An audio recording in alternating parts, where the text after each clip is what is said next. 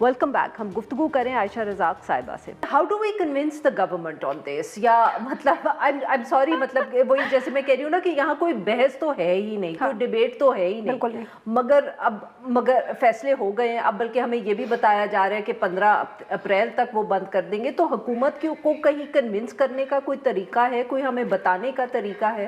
आरफा, मेरा नहीं ख्याल है कि ये कभी तालीम को या बच्चों की लर्निंग, जैसे हमने कहा कि कोई स्टडी तो होती नहीं है, कोई प्लानिंग तो होती नहीं है इन डिसीजंस के पीछे.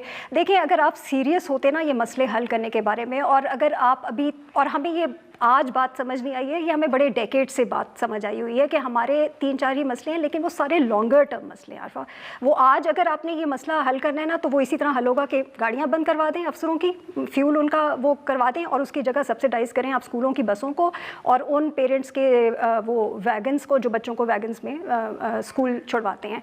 उसके अलावा जो 2-3 चीज़ें करने वाली हैं, अगेन लॉन्ग टर्म, या तो फिर अमीर मुल्क बन जाएँ, प्रॉस्परस बन जाएँ, सब अमीर हो जाएँ, ताकि पंजाबी कहते हैं ना करना एग्जैक्टली. लेकिन आरफा, लेकिन फ्यूल प्राइसेस तो हर मुल्क में बढ़ी है ना, तो हर मुल्क ने स्कूल तो नहीं बंद कर दिए हैं, लोगों को स्टिंग करती हैं प्रॉस्परस कंट्रीज़ में, उनके लिए मुश्किल हो जाती है, लेकिन स्कूल चलते रहते हैं, ज़िंदगी चलती रहती है.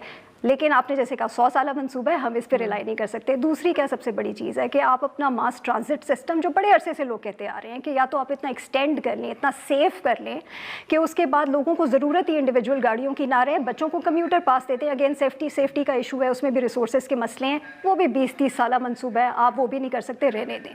जो तीसरी जो सबसे बड़ी चीज़ है, अगेन लॉन्ग टर्म आरफा, लेकिन मेरे ख्याल में अगर करने वाली ये चीज़ है ना, तो वो हमारे लिए ये करने वाली चीज़ है जो हमें करनी चाहिए, और वो ये है कि क्यों ये इतना बड़ा मसला है आज के ज़माने तक भी कि हमारे हम कम्यूट हमारे लिए इतना बड़ा मसला क्यों है, स्कूलों की कम्यूट हमारे लिए इतना मसला क्यों है.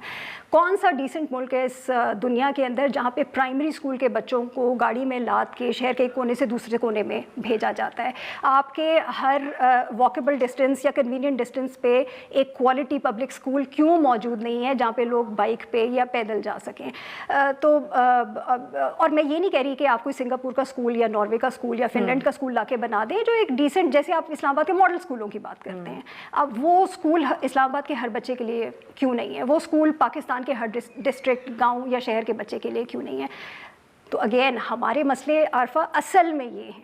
बाकी सारे तो ये फौरी तौर पे एक इशू आया है तो आप बैंड एड ही लगाएंगे, लेकिन unless you solve the real problem तो फिर कोई सोल्यूशन नहीं है. यानी कि आप ये कह रही हैं कि वही घूम फिर के यहाँ भी बात जो होती है हमारे एजुकेशन सिस्टम पे आ जाती है, प्रायोरिटी.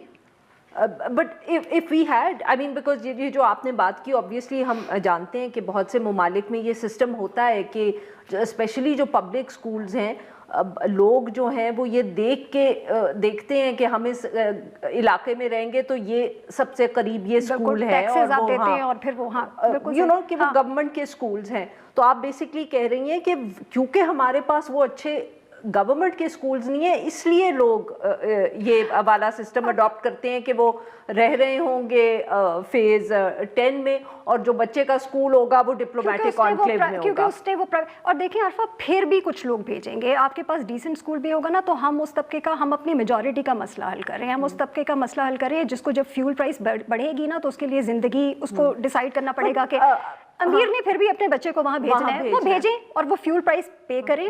वो हर मुल्क में. आयशा साहब, बट मेरा पूछने का मकसद ये था कि अब ये भी एक क्राइसिस है, मतलब कि अब मैं हुकूमत को बिल्कुल ये नहीं कहना चाहती कि जी वो जाती इसलिए करें क्योंकि एक मसला है पेट्रोल का, बिल्कुल है.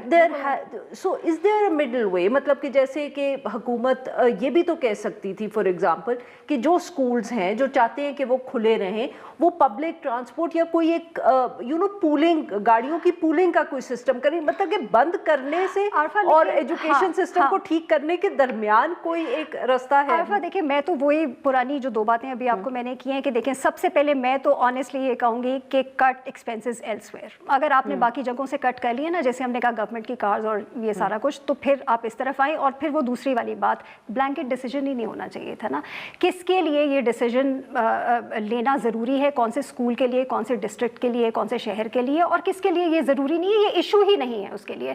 मैं यूनिवर्सिटीज़ के वीसीज़ कुछ हैं, और ज़ाहिर है मैं नाम नहीं लूँगी उन यूनिवर्सिटीज़ का, वो तक ये कहते हैं आरफा, अब यूनिवर्सिटी से ज़्यादा रिसोर्सेज किसके पास होती हैं, वो तक ये कहते हैं कि ऑनलाइन जाने का मतलब है कि हम कॉम्प्रोमाइज़ करें क्वालिटी पे. वो कहते हैं कि वो चीज़ ही नहीं है जो इन पर्सन में होती है. एक तो ये कि अभी तक हम तैयार नहीं हैं उस प्रोविज़न के लिए.